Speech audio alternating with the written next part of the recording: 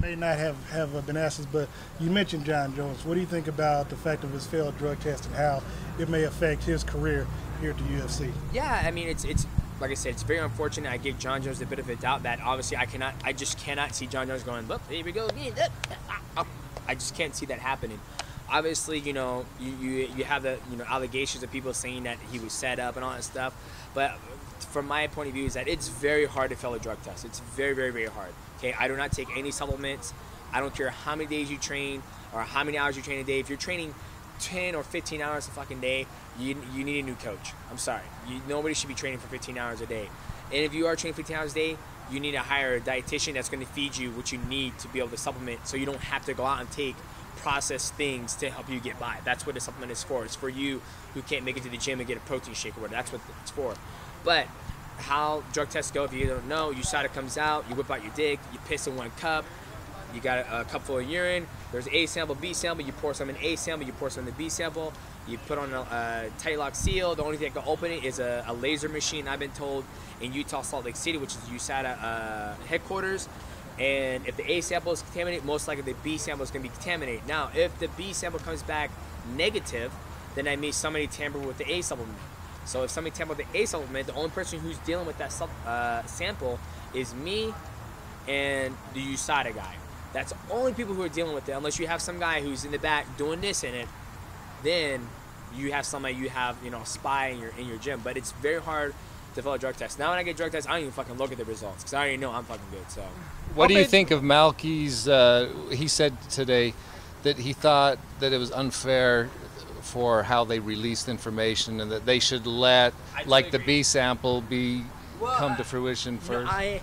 That's USADA's protocol, but I agree with Malky about letting the athlete find out first what's going on in his career than TMZ breaking the news. You know, that, and it's happened to me in the past on things that's going on in my career that I have no say-so about it. So, with that being said, that's USADA's protocol. They always do. They want to let people know, and because I think the reason why they do that, to answer your question, is that they let everybody know that the A sample came back positive.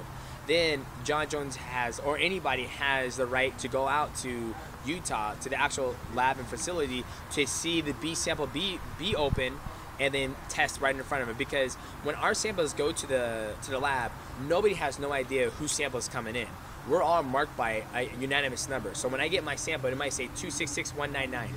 And then that's what it is and all the things. And it goes to the lab, the person gets the number 26119, they test it, okay, this one's positive. Whoever 26119 is, they test positive for anabolic steroids.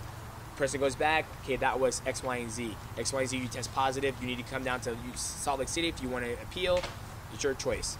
Okay, come on down. Then this is your number, right? You remember you said this is your number? Perfect, it's you. Isn't it true that the collection cup it's sealed itself when they show up? It's sealed. So you see them open, unbreak the seal. I break the seal. You break it. I break the seal. Like, they hand me the box, I grab the box, I open it. A dude follows me to the bathroom, or if I'm a female will follow me to the bathroom. Pull it out, pee, fill it up, set my hands. Don't even wash my hands. I go to the front of the USADA cop, or what do you want to call it? Stop. Okay. Stop. Okay, put those lids, and they don't touch anything. It's just you who's handling it. Now, if I don't know how anybody else does it, but when I do it, it's me, USADA person, my wife's off doing whatever, the kids are running around. I touch my own samples, and I lock it up super tight, and then they check it, make sure it's locked. They put it in the bag. I watch them put it in the bag. They seal it up. They put it in the bag, and if that seal's broken, then it's been tampered with. And my seal so far hasn't been broken. It's good. One time, Alan Joban was at our place. We were doing the podcast. USADA shows up. Do they always have two people with them? They always have two people. Always have two people, whether it's a female, male. Obviously, my USADA is a woman. She's a girl. Very nice woman. Love you to death. And they always bring a guy because she can't come in there, and I don't care if she did or not, but she doesn't come in here and watch me pee in a cup. My wife doesn't care either. And then typically it's two. Then if they bring a blood officer, there'll be somebody there to take your blood and do it because they want to have, witnesses, I guess you can say. How big do you feel for Daniel, considering he has to go through this all over again? It's. Can I sit there and be like, oh, poor Daniel? Oh. I'm not thinking that. I think it does suck It's unfortunate for he has to go through this twice. It sucks. The whole situation sucks because who knows what's going to happen now? Who knows? What if it does come back? What if it is a tainted supplement that he was just taking his normal supplements that he always takes, and that one just came tested positive? You know, what do? You know what I mean? So it's definitely a hard situation to be in. But like I said, I just don't see. You know, and people might say I'm naive. They might say, "Did you stupid as hell?" I mean, but I just can't see somebody like that doing that. Even the first time when he was like, I got pop and stick pills, trying to get it up, all that stuff. But at the same time, at that point, I was like, it wasn't him, man. He could have done that. But I just don't know what to think anymore. But I'm giving a bit of doubt that hopefully he's taking something and he didn't unwillingly take it.